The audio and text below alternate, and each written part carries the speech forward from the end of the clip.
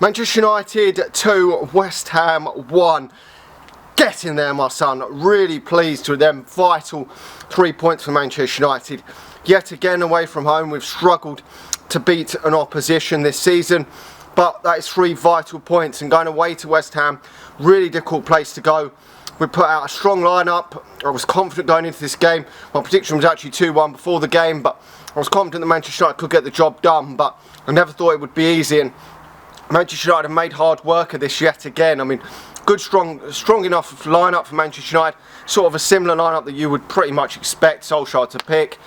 With obviously McTominay's come back in with Fred, so that wasn't really too much of a surprise. But obviously it means that Sancho's had to come out, and it's at the moment in time it's going to be a battle between Greenwood and Sancho. It seems for that right wing spot, but I didn't think Greenwood was at his best at all today, and Sancho hasn't been at his best this season up till now. So it's going to be a real battle to see which one gets that spot in the future games. But I think it's going to chop and change, I really do, because I'm not sure if Greenwood's going to keep up the form he was showing or not, whether Sancho can start performing near what we've seen at him at Dortmund, putting up bad man assists and bad man goals. I mean, 20 plus assists and 20 goals in Dortmund was phenomenal for Sancho. Hopefully he can start performing like that in the future. But we've obviously started with Pogba on the left, Greenwood on the right, obviously Ronaldo in the number 9 position, but at times Greenwood did go a bit centrally as well in that early stages of the game. And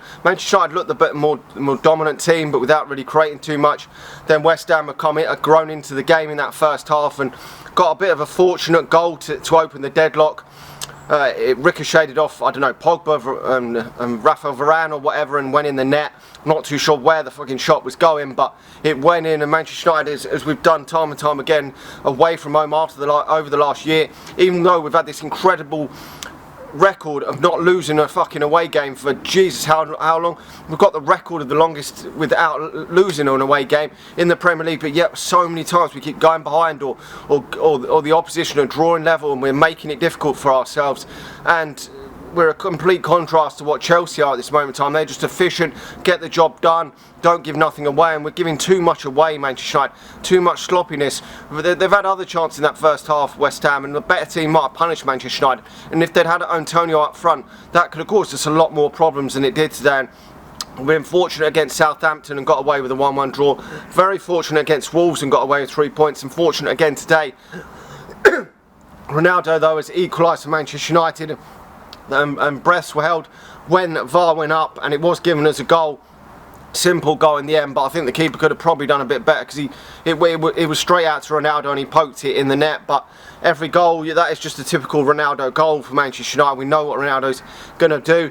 Second half, though, he almost scored in the first few minutes. I mean, we've had other chances. I mean, even in the first half, when the teams were level at 0-0, Bruno Fernandes had a shot that was tipped onto the post. I mean, Fabianski did have a decent game, saved that one in the second half from Ronaldo at the start of the second half, which I thought Ronaldo was just going to put away, and it wasn't to be. I mean, Ronaldo wasn't at his best today, but he still got himself a goal, and that's what he's there for.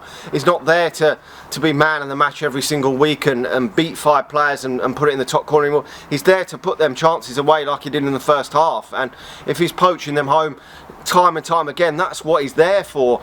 He's a different style of player he's the completely different player to what he was when we had him all those years ago. You remember him running down the wing against Fulham 90th minute and putting it in the bottom corner. He's not that geezer anymore. He's not that same guy, but he's getting on the end of things. A real poacher striker, Ronaldo now. But we don't want to come too reliant on Cristiano Ronaldo. I thought the substitutions were dragging out. I really did. I thought he needed to take Fred off and bring Matic on because Fred's poor for me. Just not good enough. Not good enough to be starting week in, week out, in my opinion. But we knew he was going to start Fred. But it's taken it a long time to bring Matic onto the pitch. I think Matic would have been a better option there. And in the end, he's brought Sancho and Lingard on as well. I thought that was the right call for Manchester United to be doing this.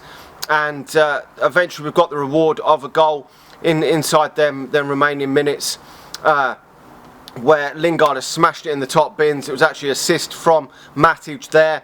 And then breaths were held, because I think Manchester United should have had a penalty after that. Zuma on Cristiano Ronaldo, but it wasn't given.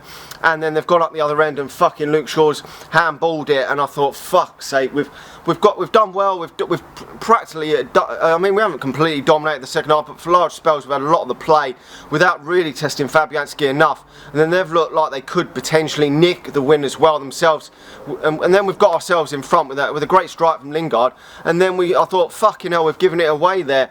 And then, then we've managed to I don't know, somehow, I don't know what they've fucking done, bringing Mark Noble on, who hasn't played the whole game. Yes, he's got 10 in his last 10 penalties. I think it was based on the fact that I think they've missed 4 out of their last 5. So their record without Mark Noble taking them is very poor. And obviously Moyes gambled like Southgate did in the Euros, where he brought 2 players off the bench that hadn't been playing in the game, and it backfired. I mean, David De Gea's first penalty save, I think it's since 2016 or so. Jesus Christ, I thought, I thought this is done. I mean, 10 out of 10 penalties though he's scored. David De Gea's penalty save record is abysmal, but we've done it. It was great. We've won the game. I mean, that was like 95th minute when he saved that penalty. I mean, but could this be a turning point in Manchester United season? I mean, you look at us compared to Chelsea and Liverpool, and all right, Liverpool played a lot of easier games maybe, apart from the Chelsea game, than Chelsea, but Chelsea have played some really difficult games. It's like chalk and cheese. We're both on 13 points, but Manchester United have played a lot easier games than Chelsea, and Chelsea just look so efficient. So, but could this be the wake-up call? It really does need to be for Manchester United to turn their season around now, because we're not playing well, but we're still on the same points as Liverpool and Chelsea. So when you're not playing well, but it's just the teams that Manchester United have. Okay, West Ham's not an easy place to go and win, but the performances aren't nowhere near as good as what Liverpool and Chelsea are putting in, which is the biggest worry. Because if you continue to put in, I mean, it was probably better today. It was better today than it was against Wolves, yes, and better than it was against Young Boys. Definitely better. Obviously, we had 10 men in that one, but definitely better performances than that. But the improvement needs to be another 30-40% in this, in my opinion, because we can't be scraping these wins in the last moments time and time again.